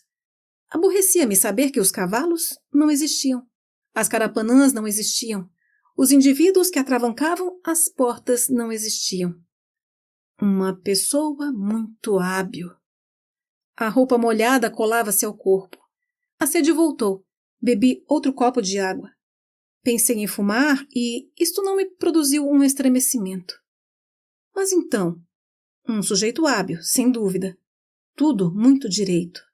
Na casa de Dona Rosália, as crianças gritavam e Antônia lavava a louça. Na casa de seu Ramalho, Dona Adélia varria a sala de jantar. Ouvia-se o chiar da vassoura. Pancadas de pratos, gritos de crianças, risos, pragas. Um sujeito hábil. Que burrice repetir isso. Estirei a cabeça cautelosamente. A mulher magra e o homem triste dedicavam-se às suas ocupações e não me viam. Uma criatura ordinária. Um funcionário que faltava à repartição. Vitória voltou, mas isso não teve importância. As carapanãs e os cavalos preocupavam-me demais para prestar atenção à Vitória. Um funcionário. Pus-me a rir como um idiota. Continuaria a escrever informações, a bater no teclado da máquina, a redigir artigos bestas. Perfeitamente. O sorriso sem vergonha concordando com tudo. Perfeitamente. Não tinha praticado nenhuma façanha. Não tinha conversado com o vagabundo na véspera. Eu? No quarto pequeno junto à escada, o cheiro do gás era insuportável. Andavam percevejos no papel da parede, manchado e descolado.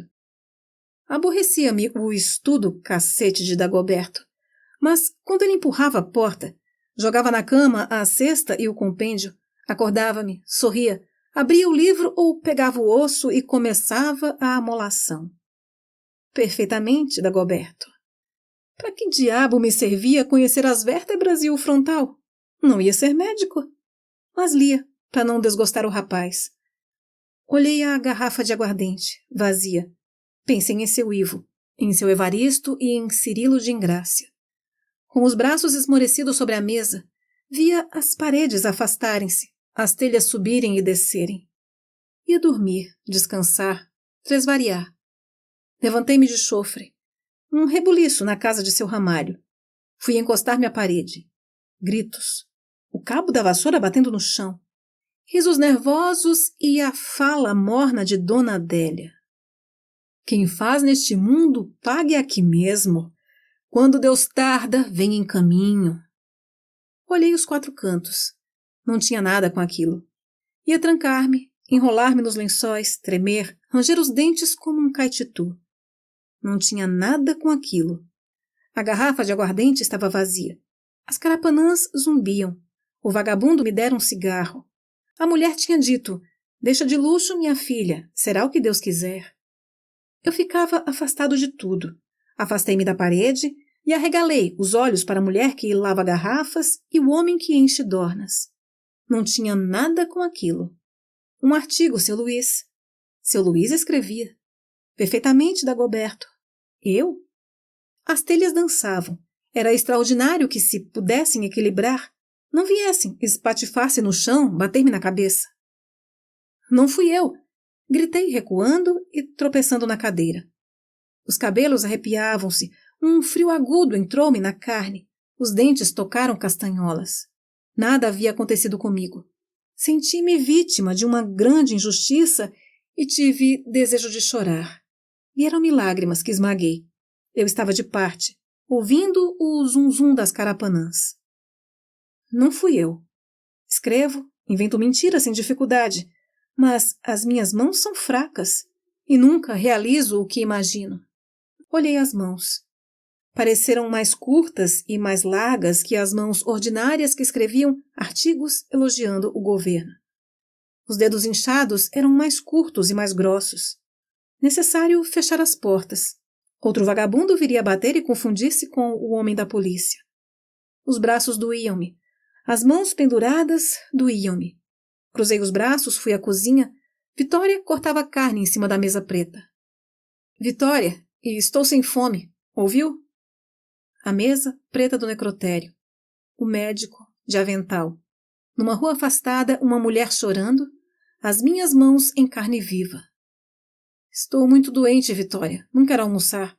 Dê a boia a algum maloqueiro que aparecer por aí. E feche as portas depois. Vou deitar-me. Não me aguento nas pernas. A réstia descia a parede. Viajava em cima da cama. Saltava no tijolo. E era por aí que se via que o tempo passava. Mas no tempo não havia horas. O relógio da sala de jantar tinha parado. Certamente fazia semanas que eu me estirava no colchão duro, longe de tudo. Nos rumores que vinham de fora, as pancadas dos relógios da vizinhança morriam durante o dia. E o dia estava dividido em 4 partes desiguais. Uma parede, uma cama estreita, alguns metros de tijolo, outra parede. Depois, a escuridão, cheia de pancadas, que às vezes não se podiam contar porque batiam vários relógios simultaneamente. Gritos de crianças, a voz arreliada de Dona Rosália, o barulho dos ratos nos armários dos livros, ranger de armadores, silêncios compridos. Eu escorregava nesses silêncios, boiava nesses silêncios como numa água pesada. Mergulhava neles, subia, descia ao fundo, voltava à superfície e tentava agarrar-me a um galho. Estava um galho por cima de mim e era-me impossível alcançá-lo. Ia mergulhar outra vez, mergulhar para sempre, fugir das bocas da treva que me queriam morder, dos braços da treva que me queriam agarrar. O som de uma vitrola coava-se nos meus ouvidos, acariciava-me, e eu diminuía, embalado nos lençóis que se transformavam numa rede. Minha mãe me embalava, cantando aquela cantiga sem palavras. A cantiga morria e se avivava. Uma criancinha dormindo um sono curto, cheio de estremecimentos. Em alguns minutos a criança crescia, ganhava cabelos brancos e rugas. Não era minha mãe a cantar. Era uma vitrola distante. Tão distante que eu tinha a ilusão de que, sobre o disco, passeavam pernas de aranha. Um disco a rodar sem interrupção a noite inteira. Não. Estávamos na segunda parede, e eu subia a parede, acompanhava a réstia como uma lagartixa. Marasmo de muitas horas, solução de continuidade que se ia repetir. Cairia da parede como uma lagartixa desprecatada, ficaria no chão, moído da queda. Quem teria entrado no quarto durante a inconsciência prolongada? Moisés e Pimentel teriam vindo? Seu Ivo teria vindo? Lembrava-me de figuras curvadas sobre a cama. Não eram os meus amigos. Eram tipos de caras esquisitas, todos iguais, de bocas negras, línguas enormes, grossas e escuras. Quantos dias ali no colchão áspero, como um defunto? Um homem sem rosto, sentado na cadeira onde tinha ficado o paletó, falava muito. Que dizia ele? Esforçava-me por entendê-lo, mas tinha a impressão que o visitante usava língua estrangeira. Era como se me achasse num cinema. Apenas compreendia de longe em longe algumas palavras. Cansava-me e desejava que o homem se fosse embora. Não percebia que me importunava, que me obrigava a esforços enormes para entender uma língua estranha. O desconhecido continuava a falar. Eu subia a parede novamente e corria atrás da réstia. Cairia no tijolo, outra vez. Achatar-me-ia, ouvindo o monólogo incompreensível. Receava que o homem sem rosto me julgasse estúpido. Queria dormir. Arregalava os olhos e abria os ouvidos. Certamente dizia coisas sem nexo, e o desconhecido me chamava imbecil, com palavras inglesas. Um buraco ao pé de uma cerca. Eu tombava no buraco. Ia descendo lentamente. E enquanto descia, encontrava no caminho muitas flores, que desciam também, sem peso, como flocos de algodão. Subia. Era como se o meu corpo se transformasse em nevoeiro. Tornava a descer, tornava a subir, As flores caíam sempre numa chuva silenciosa. As flores não me davam nenhum prazer. Desejava livrar-me delas, interromper aquelas viagens para cima e para baixo, andar na terra. Escancarava os olhos. O homem sem rosto havia desaparecido, e eu tinha agora um livro aberto sobre o colchão. Não sabia quem me trouxera o livro, se ele surgira antes ou depois da visita. As letras saíam dos lugares, deixavam espaços em branco, espalhavam-se numa chuva silenciosa. Apertando as pálpebras, esfregando-as, aproximando e afastando o papel, conseguia conter a dispersão. Impossível adivinhar o sentido de uma palavra. Língua estrangeira, tão estrangeira como o solilóquio monótono. Sem memória, um idiota. Chorava, batia com a cabeça no ferro da cama, puxava os cabelos, olhava as mãos, as unhas crescidas e sujas, a escoriação da palma secando e cicatrizando, os dedos compridos, escuros, com uns nós muito grossos. Sem memória. Que teria acontecido antes? A confusão se dissipava. A réstia avançava no tijolo, trepava na cadeira onde o homem se tinha sentado, ganhava o paletó estendido no encosto. O paletó me espiava com um olho amarelo que mudava de lugar. A calça continuava dobrada sobre a mala coberta de poeira. A sentinela cochilava no portão do palácio, encostada ao fuzil. André Laerte andava como um gato. Amaro Vaqueiro, raboiando, laçava a novilha careta. Cabo José da Luz caminhava para a cadeia pública, todo pachola. Dagoberto punha na minha cama a cesta de ossos e o compêndio de anatomia. Eu regava o livro que estava aberto em cima do colchão. Tinham deixado ali aquele volume inútil. Li eu, pensando em ossos. Provavelmente fora Moisés que o trouxera para me distrair. As palavras iam se tornando claras, mas não se reuniam. Bom camarada, Moisés, dera-me um livro para me distrair. A réstia descia a cadeira, atravessava os tijolos e ganhava a parede. O cego dos bilhetes de loteria apregoava o número, batendo com o cajado no chão do café. A mulher da Rua da Lama cruzava os dedos magros nos joelhos. Lobisomem parecia um velho decrépito. Essas figuras vinham sem nitidez, confundiam-se. Antônia arrastava os chinelos, mostrava as pernas cobertas de marcas de feridas e cantava uma cantiga vagabunda. Mas a cantiga se transformava. Assentei praça, na polícia eu vivo. E Antônia era o cabo José da Luz. Em pé, defronte da prensa de farinha, oferecia-me uma xícara de café. Antônia, cabo José da Luz, Rosenda, uma pessoa só.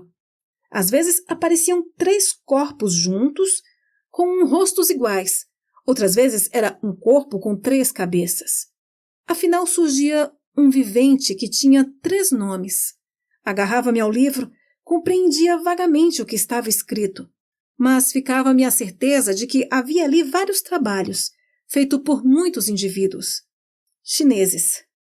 Uns chineses brigões, revoltados. Lembrava-me dos chineses que lavam roupa, fabricam ventarolas, vendem bagatelas, juntam-se às caboclas.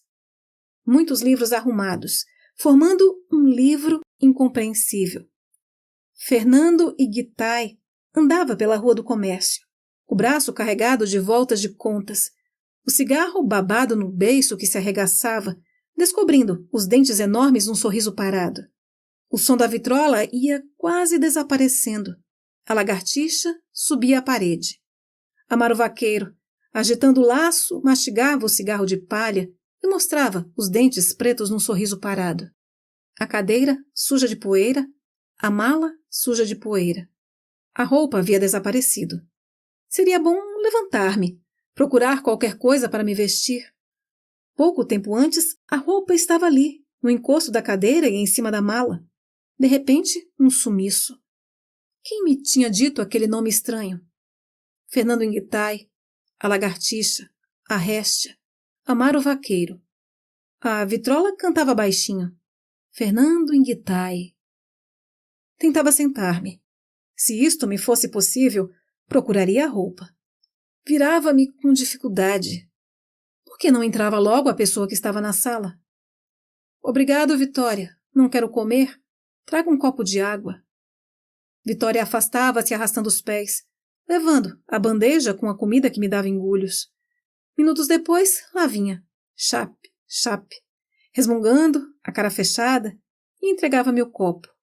Eu bebia, molhando as cobertas. Obrigado, Rosenda. Ficava suando e arquejando, a vista escurecia, e tirava-me na prensa de farinha junto ao muro. O barulho do descaroçador de algodão não me deixava dormir.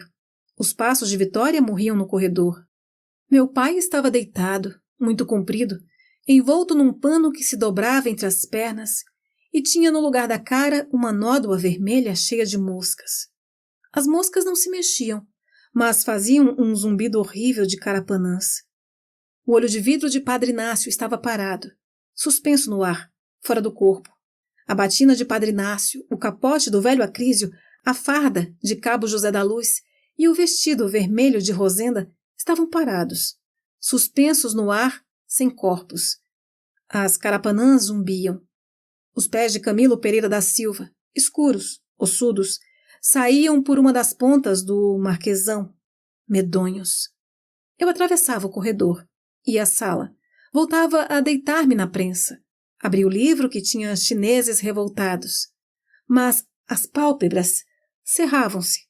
As carapanãs e o descaroçador enchiam minha cabeça. Que motivo tinha Fernando Inguitai para rir-se? Empurrava os travesseiros e tentava abrir os olhos. Se pudesse levantar-me, tudo aquilo desapareceria. Iria conversar com o homem que me esperava na sala. Não há chinês chamado Fernando. Onde tinha ouvido aquele nome de Inguitai? Se Vitória me trouxesse um copo de água. Ali, com sede, morrendo, sem um diabo que me desse uma xícara de café, um copo de água. Embalava-me com isto. Sozinho, sozinho, morrendo à míngua com sede. Era bom que todos estivessem longe. O contínuo da repartição, tão magro, tão velho, tão triste, movia-se, trôpego. Dona Adélia dançara como carrapeta e agora era aquilo que se via, mole, acabada, uma lástima. Albertina de Tal, parteira diplomada. Quando eu entrava na repartição, apressado e fora da hora, o contínuo velho tinha um sorriso doce e alguma informação útil. Os meus olhos abriam-se, fechavam-se, tornavam a abrir-se. Os caibros engrossavam, torciam-se, alvacentos e repugnantes como cobras descascadas. Greve no caso de reação. Alguns letreiros estavam raspados, outros desapareciam sob as manchas que as águas da chuva tinham produzido.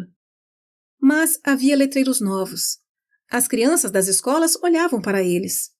O homem cabeludo que vendia aguardente só cuidava da sua vida. Albertina de Tal, parteira diplomada. Onde estava a minha roupa?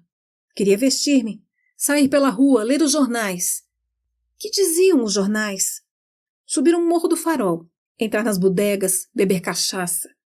Seu Ivo me visitara, acocorara-se junto à parede. Leve a roupa, seu Ivo. Seu Ivo tinha vestido a calça rasgada e o paletó sujo. Talvez não tivesse vestido aquela imundície. Talvez fosse tudo um sonho. Um homem na sala esperava, com paciência, que me restabelecesse. Sair, entrar no café, viajar nos bondes. Onde estava a minha roupa? A cadeira perto da cama, o livro fechado sobre a palha. Leve isso daí, seu Ivo. A calça está rasgada. Cosa o rasgão com uma corda. Albertina de Tal, parteira diplomada. Escuridão. Um estremecimento. Uma queda. Ia cair da cama. O chão se abriria. Eu rolaria pelos séculos dos séculos fora disto. O Espírito de Deus boiava sobre as águas. Livrava-me do susto. Pouco a pouco ia resvalando no entorpecimento. Os caibros faziam voltas. As telhas se equilibravam por milagre. Algumas dobras daquelas coisas brancas e moles desciam, aproximavam-se da minha boca, davam-me náuseas. A vitrola dizia, Fernando Inguitai. Os reisados cantavam defronte da casa de seu Batista. Os mateus gritavam, Abra a porta, ioiô! E as figuras todas: aqui estou na vossa porta como um feixinho de lenha. Seu Batista não abria. Esperava a cantiga que fazia as janelas se escancararem. E as figuras, o embaixador, o rei, a burrinha, os Mateus, ficavam na calçada como um feixinho de lenha, fedendo a suor, gemendo os versos, até que seu Batista, importante, abria a sala, surgia vistoso, baixinho, vestido em robe de chambre. O feixinho de lenha entrava e cantava. Seu Batista recolhia os capacetes dos Mateus, a coroa do rei, a espada do embaixador, os lenços das figuras, punha uns níqueis em tudo isso. O zumbido das carapanãs era insuportável. Um copo de água, Vitória! Vitória não ouvia, e a leseira recomeçava. Não havia escuridão. A réstia subia a parede. Leve a roupa, seu Ivo. Seu Ivo se acocorara a um canto, silencioso, babando-se. Pimentel não aparecia. Devia ter aparecido, mas não me lembrava dele. Com certeza viera num momento em que a febre era muito forte. Que doidices teria eu dito na presença de Pimentel? 1, 2, 1, 2. Marchava, e não podia levantar-me da cama. 4 paredes. As 4 paredes da repartição esmagavam-me. Algumas horas depois da função, o feixinho de lenha, composto de Mateus, figuras, burrinha, rei, embaixador, suaria, arrastando a enxada no eito. Parem essa vitrola! Fernando Inguitai, o braço carregado de voltas de contas, andava pela rua do comércio, fumando, sorrindo. Haveria alguém neste mundo que se chamasse Inguitai? As cascavéis e as jararacas tomavam banho com a gente no Poço da Pedra. Uma delas se enroscara no pescoço de meu avô. Trajano Pereira de Aquino Cavalcante Silva sapateava no chão de terra batida. Uma alpercata saltava-lhe do pé. Instituto Histórico e Geográfico do Espírito Santo. Instituto Histórico e Geográfico do Rio Grande do Sul. Ria-me como um idiota. Provavelmente havia institutos históricos e geográficos por esses lugares. Certas pessoas empurravam outras nas escadas e diziam, desculpe. O cego dos bilhetes de loteria cantava um número, batendo com o cajado no cimento do café. Virava-me para o espelho.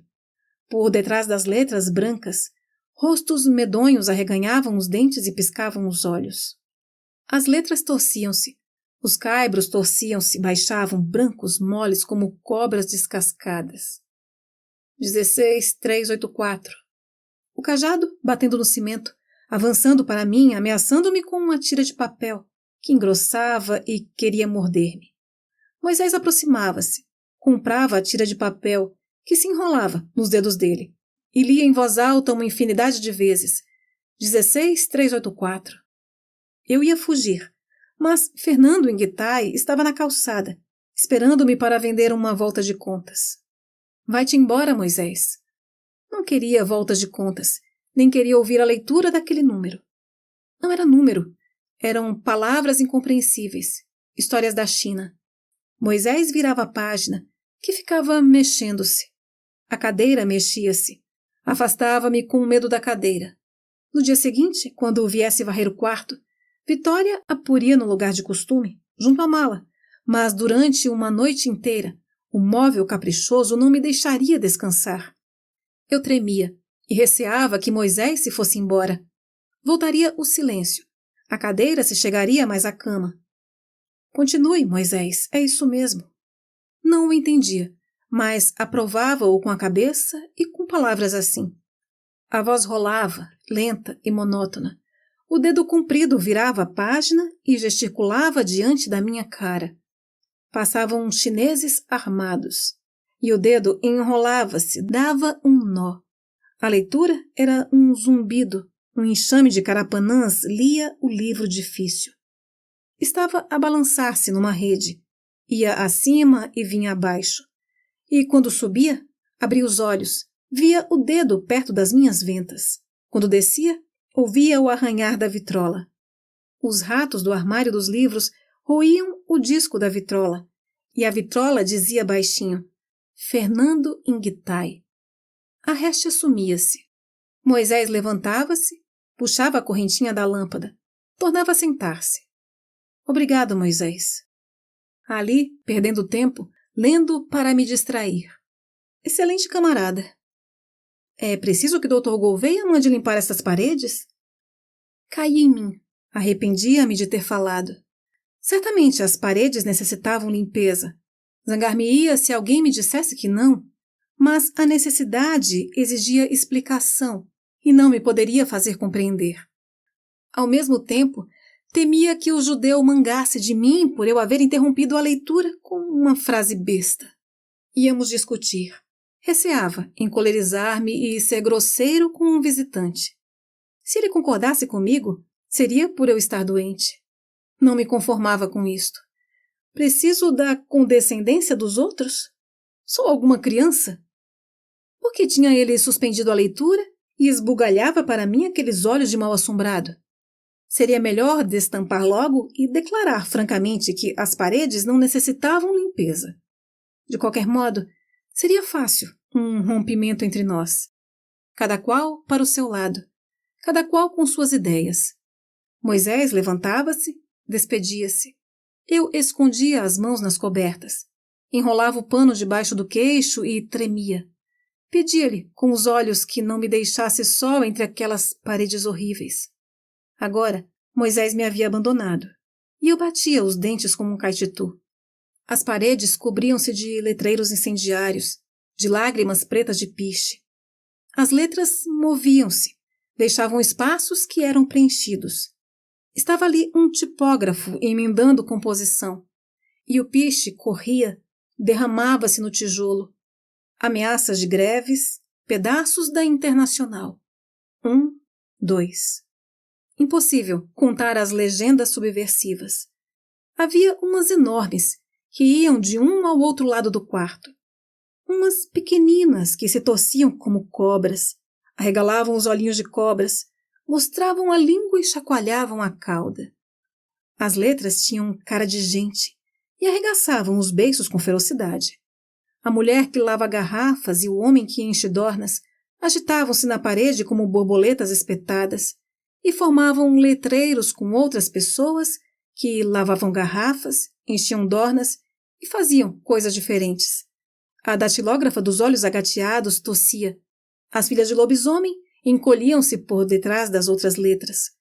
Antônia arrastava as pernas grossas, cobertas de marcas de feridas. A mulher da Rua da Lama cruzava as mãos sobre o joelho magro e curvava-se para esconder as pelancas da barriga escura. Um choro longo subia e descia. Que será de mim? Valha-me, Nossa Senhora! Um moleque morria devagar, mutilado, porque havia arrancado os tampos da filha do patrão. Fazia um gorgolejo medonho e vertia piche das chagas. 16384. O cego dos bilhetes batia com um cajado na parede. Afastem esta cadeira! Seu Ivo estava de cócoras, misturado às outras letras. A calça rasgada e o paletó sujo eram cor de piche. Cirilo de Ingrácia, carregado de cartucheiras e punhais, encostava-se a uma árvore, amarrado, os cabelos cobrindo o rosto, os pés com os dedos para baixo. A sentinela cochilava no portão do palácio. Um ventre enorme crescia na parede. Uma criatura mal vestida passava, arrastando a filha pequena. Um brilho de ódio no olho único. Sinha Terta gemia. Minha Santa Margarida. O dono da bodega, triste, fincava os cotovelos no balcão engordurado. As crianças faziam voltas em redor da barca de terra e varas. A rapariga, pintada de vermelho, espalhava um cheiro esquisito. O engraxate escutava histórias de capoeiras. O homem acaboclado cruzava os braços, mostrando bíceps enormes. O mendigo estirava a perna entrapada e ensanguentada. As moscas dormiam, e o mendigo, com a amuleta esquecida, bebia cachaça e ria. Passos na calçada. Quem ia entrar? Quem tinha negócio comigo àquela hora? Necessário Vitória fechar as portas e despedir o hóspede incômodo, que não se arredava da sala? Mas Vitória contava moedas, na parede. Resmungava a entrada e a saída dos navios. A placa azul de Dona Albertina escondia-se a um canto, suja de piche. Todo aquele pessoal entendia-se perfeitamente. o homem cabeludo que só cuidava da sua vida, a mulher que trazia uma garrafa pendurada ao dedo por um cordão, Rosenda, Cabo José da Luz, Amaro Vaqueiro, as figuras do reizado, um vagabundo que dormia nos bancos dos jardins, outro vagabundo que dormia debaixo das árvores. Tudo estava na parede, fazendo um zumbido de carapanãs, um burburinho que ia crescendo e se transformava em grande clamor. José Bahia acenava-me de longe, sorrindo, mostrando as gengivas banguelas e agitando os cabelos brancos. José Bahia, meu irmão, estás também aí? José Bahia, trôpego, rompia a marcha. 1, 2, 1, 2. A multidão que fervilhava na parede acompanhava José Bahia e vinha deitar-se na minha cama. Quitéria, Sinha Terta, o cego dos bilhetes, o contínuo da repartição, os cangaceiros e os vagabundos vinham deitar-se na minha cama. Cirilo de Ingrácia, esticado, amarrado, marchando nas pontas dos pés mortos que não tocavam o chão, vinha deitar-se na minha cama. Fernando Inguitai, com o braço carregado de voltas de contas, vinha deitar-se na minha cama. As riscas de piche cruzavam-se, formavam grades. José Bahia, meu irmão, há que tempo! As crianças corriam em torno da barca. José Bahia, meu irmão, estamos tão velhos. Acomodavam-se todos. 16384. Um colchão de paina, milhares de figurinhas insignificantes. Eu era uma figurinha insignificante e mexia-me com cuidado para não molestar as outras. 16384. Íamos descansar. Um colchão de paina.